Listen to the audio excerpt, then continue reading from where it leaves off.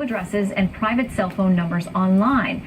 Costco's been charged with 5 federal offenses, also allegedly threatened to publish information on the health of senators' children. As the doxing, protests, and overall incivility heat up here in Washington and beyond, some are focusing on comments from prominent Democrats like Cory Booker earlier this summer. That's my call to action here. Please don't just come here today and then go home. Go to the Hill today. Get up and please get up in the face of some Congress people. Republican Senator Rand Paul's wife, who remembers well the attack on her husband last year, has sent an open letter to Senator Booker and to others. She's asking him to walk back those comments. She says, quote, "I now keep a loaded gun by my bed. In the last 18 months, our families experienced violence and threats of violence at a horrifying level." Kelly Paul joins us now to talk about that. Welcome, Kelly. Good to have you. Thanks for having me, Shannon. What made you at this point reach out and do the letter? Because we all remember your husband was at the shooting last year that almost killed Congressman Scalise. Yes. He was personally attacked, 6 ribs broken, serious lung damage. People don't even understand, I think, the extent of his injuries. And where are we at now for you guys as far as day-to-day existence?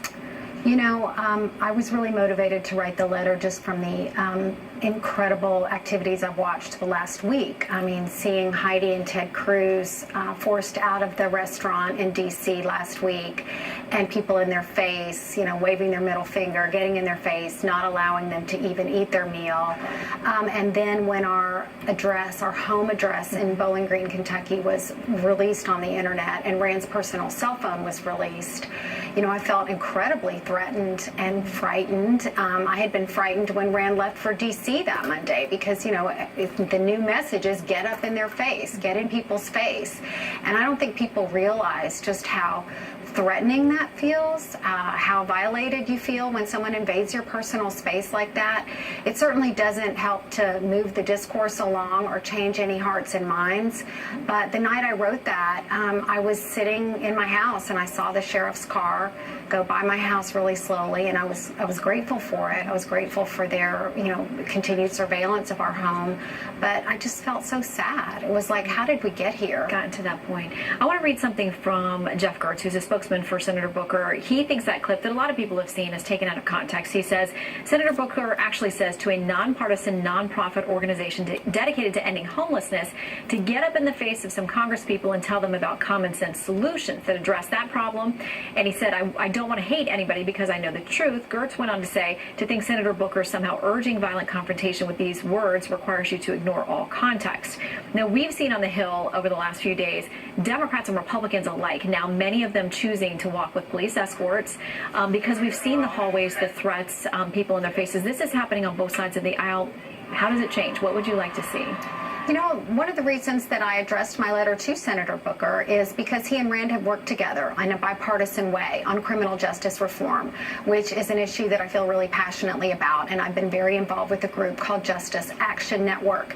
And we are pushing for the First Step Act. This is something that I think we could actually get passed in a bipartisan way.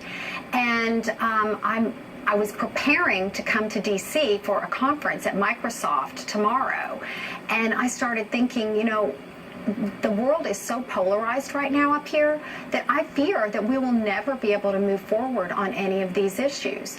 And words do matter, and perhaps he didn't mean it in such an aggressive way, but when you are the recipient of people getting up in your face, it does feel extremely personal. And certainly from our perspective, since Rand has been shot at and physically attacked in the last year, and then on the heels of our personal home address being released, I felt extremely vulnerable and I felt extremely threatened. And I hope that we can move beyond this. Whatever happens, you know, with the confirmation, I do hope that we can move beyond this and find some solutions for things like criminal justice reform that in the past have had broad bipartisan support. Yeah, we hope those conversations happen on any topics that can bring everybody to the table, because people on all sides of this particular controversy have been threatened, and none of us thinks that's okay. Kelly Paul, thank you for sharing your story. Thank you for having me.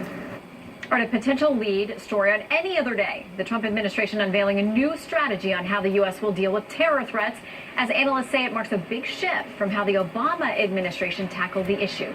Jillian Turner fills us in live next. We see the Trump administration unveiling a new counterterrorism strategy tonight. It's being billed as a sharp departure from the Obama administration's approach. Jillian Turner is here to explain it all for us tonight. Hey, Jillian. Good evening, Shannon. So the Trump administration is touting the inaugural counterterrorism strategy as the nation's first fully articulated terror strategy since 2011. The statement reads in part, quote, "As your president, I am committed to protecting the United States and its interests from abroad from the threat of terrorism. Under my leadership, the U.S. has accelerated efforts to defeat terrorists. We have decimated ISIS in Syria and Iraq, ended U.S. participation in the horrible Iran deal, and secured historic increases in defense funding to rebuild our nation's military." For weeks now, the entire national security team's been returning to one central theme, a renewed commitment to what they call an America First foreign policy. Everyone from Mike Pompeo to Nikki Haley to the president himself has reinforced the central pillar of the campaign platform. John Bolton kicked it off a few weeks ago with his speech at the Federalist Society, and today he said this. We will deny terrorists the freedom to travel and communicate across international borders. This strategy stresses better integration of national power, both military and non-military, to combat terrorism and terrorist ideologies. Insiders say, Shannon, this is all part of the big picture plan, which is President Trump's hope to double down on protecting American sovereignty. Okay, so how is this different in big ways or small from the Obama administration's strategy in the same area? So they say it's broader and more comprehensive than anything that's come before. Recall that then candidate Trump made fighting radical Islamic terror one of his core foreign policy issues. The focus of his agenda then was terrorist ideology, and in a stark departure from President Obama, the conviction that Islam is somehow a central feature of terrorist organizations.